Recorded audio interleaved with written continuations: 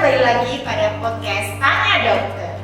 Hari ini kita akan mengulik tentang beberapa pertanyaan yang kemarin sudah ditanyakan oleh sahabat saya di rumah. Jadi ada beberapa pertanyaan yang sudah dikirim. Di sini nanti kita akan bahas bersama narasumber kita. Narasumber kita siapa dia? Langsung kita sapa bersama. Hai Dokter Adi. Gimana dokter kabarnya hari ini? Sehat. Oke. Jadi kemarin dokter sudah makan tanya dokter mengenai kematian ya dokter ya. Jadi ini ada pertanyaan-pertanyaan yang ditanyakan sahabat saya di rumah. Kita langsung saja ya dokter ya. Yang pertama, jika keputihan berwarna kuning dengan jumlah banyak dan lebih dari seminggu, apakah masih normal itu dokter?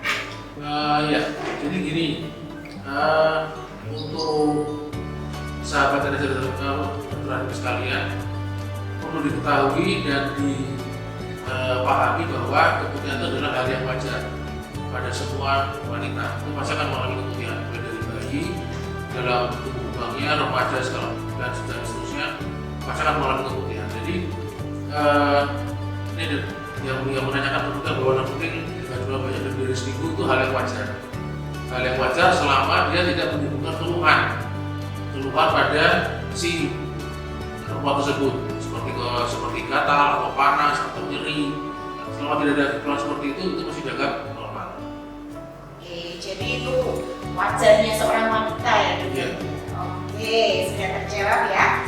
Untuk selanjutnya, mengapa wanita menstruasi ada yang disminor dan ada yang tidak? Nah, ini pertanyaan yang menarik ini dokter ya. Klasik ya. Ya, banyak ditanyakan, hampir semua wanita mesti menanyakan seperti ini. Jadi itu yang kita sebut dengan premenstrual syndrome. Jadi premenstrual syndrome, jadi karena dia merupakan suatu sindroma, jadi merupakan kumpulan gejala, baik itu nyeri perut dalam hal ini ataupun nyeri payudara, atau ada yang pusing, ada yang sampai mual muntah segala macam. Nah, tergantung kita yang mengatasi keluhan-keluhan tersebut. Ya, mungkin ada yang sampai tidak bisa masuk kerja, ada yang sampai nggak masuk sekolah, dan itu normal. Ya, jadi keluhan-keluhan disminor seperti itu normal. Ya, tadi kalau dikatakan ada yang tidak disminor, saya rasa enggak. Berarti semua akan mengalami disminor, tinggal kita caranya menghadapi seperti apa.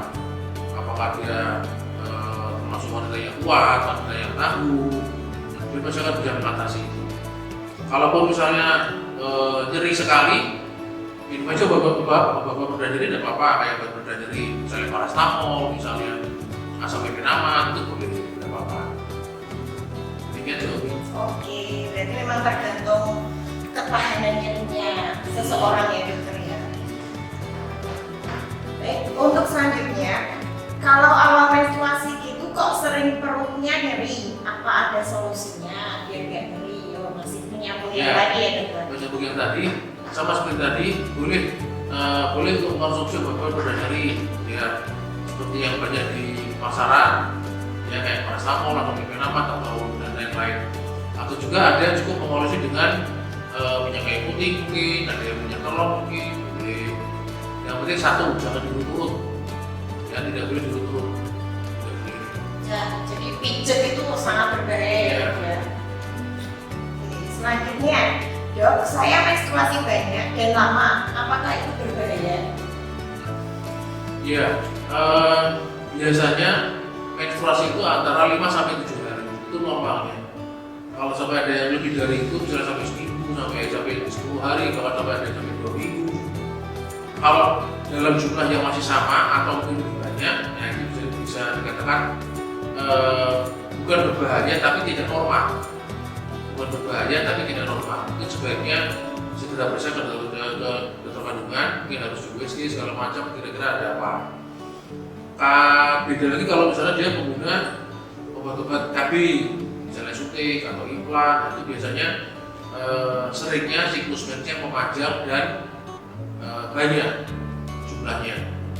Kalau dia pakai KB ya berarti masalahnya karena KB-nya itu. Tapi kalau misalnya tidak pakai obat apa-apa, ternyata mensnya memanjang dan lama ya, mungkin ada sebab lain yang perlu dilakukan pemeriksaan lebih lanjut. Oke, jadi pada intinya kalau khawatir lebih baik periksa ke dokter Aji.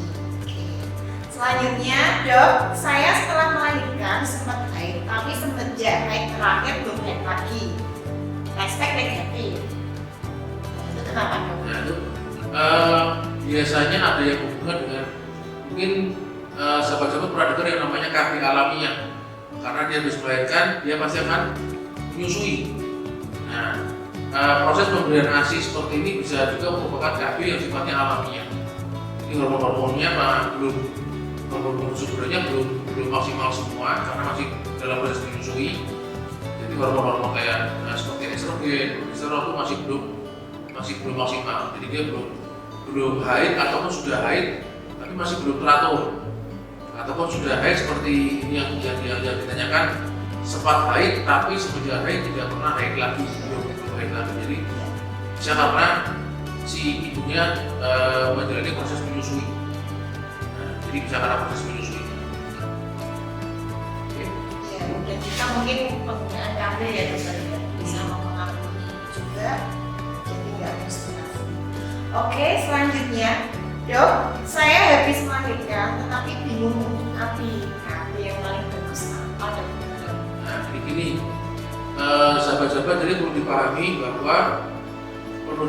dulu bahwa KB, semua KB itu tidak ada yang bagus, tidak ada yang sempurna. Semua KB pasti ada kelemahannya, pasti ada kekurangannya, pasti. Karena bagaimanapun KB itu buatan manusia. Nah, kalau habis melahirkan seperti ini, berarti dia harus menyusui. Nah, kalau untuk menyusui, KB yang paling aman, yang paling bagus ya, yang paling aman adalah KB yang tidak mempengaruhi siklus, yang tidak mempengaruhi siklus menyusui.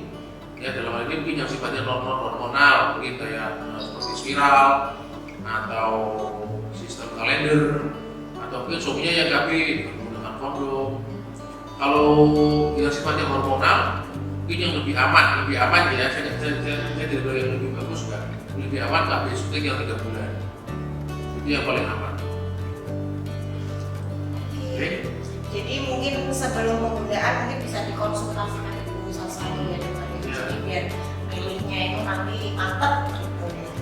Karena kalau nggak kaku ya bahaya dong. Nanti bisa dulu ya dokter.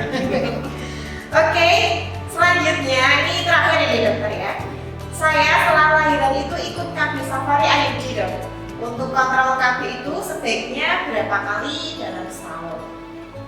Ya, idealnya kalau sudah menggunakan KB dalam hal ini IUD itu sebaiknya seyogyanya dicek dengan USG untuk masalah posisinya. Jadi jangan-jangan malah posisinya nggak pas atau mungkin agak melorot atau mungkin gimana. Jadi harus dipastikan dulu dengan USG.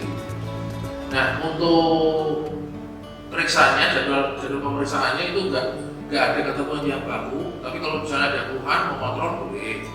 Misalnya mau ngecek posisi spiralnya, atau misalnya ada keluhan atau gimana, atau mungkin meja jadi tidak beraturan. Nah, jadi sebaiknya kontrol dulu aja, siapa tahu nanti mungkin posisi spiralnya yang salah atau gimana.